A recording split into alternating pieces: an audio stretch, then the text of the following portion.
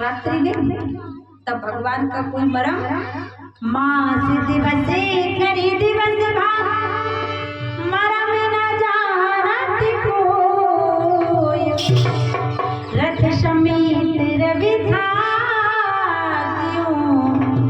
निशा कवन विधि हो।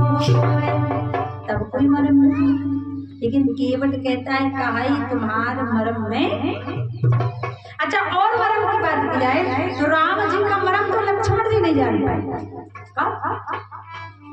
बोले जब भगवान श्री राम ने अपनी पत्नी से कहा, क्या कहा? सुनहु प्रिया रुचिर सुशीला मैं कछु करब ललित नर लीला।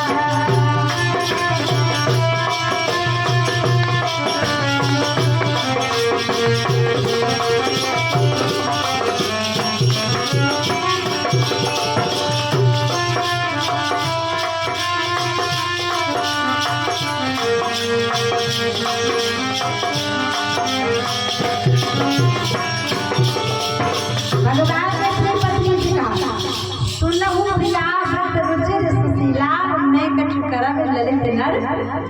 मुझे एक साधारण पुरुष की लीला करनी है, तो जाओ जानकी तुम वहां पर रहना। सीता जी ने कहा कहाँ चले जाए भगवान? सीता जी से भगवान ने कहा तुम पावक महा करहु निवासा जब लगी करहु निशाचर ना। जाइए पावक में रहना। पावक का मतलब सीता जी गई और जाकर के भगवान की जठराग्नि में समर्पित हो गई, समा गई। लेकिन इस मरम को लक्ष्मण जी भी जान, ये सीता जी असली है कि तुलसीदास जी ने लिखा लक्ष्मण हो यही मरम जाना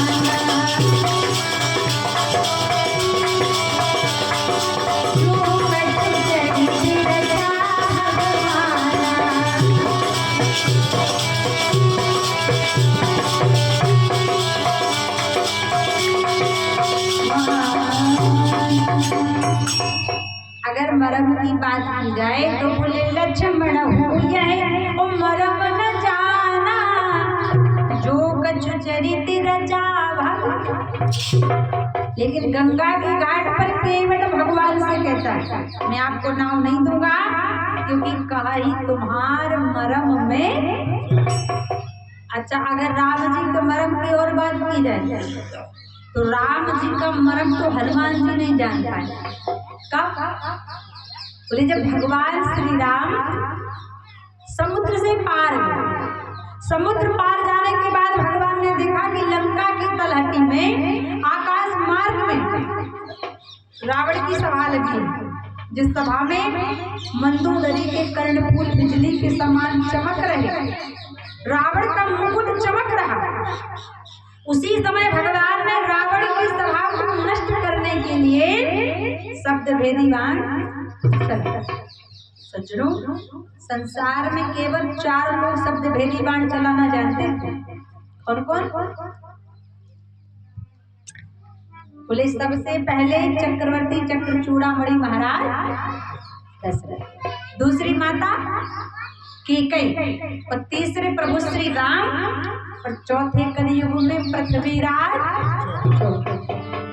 क्योंकि इतिहास गवाही देता है कि जब पृथ्वीराज चौहान जी को दुश्मनों ने घेर लिया तब उनके मंत्री विद्यावान ने कहा था कि 4 बांस 24 गज अंगुलियाष्ट प्रमाण आओ पर सुल्तान है मत चूका।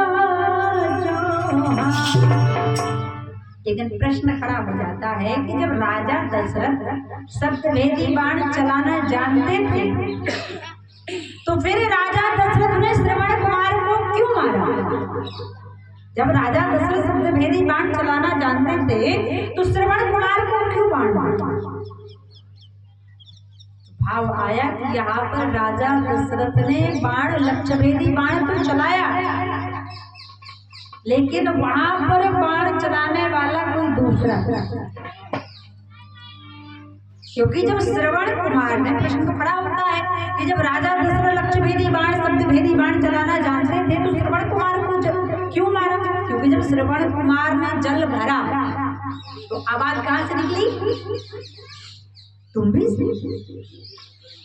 तो जब आवाज तुम्बी से निकली तो बाण तुम्बी पर लगना चाहिए, ना कि श्रवण कुमार।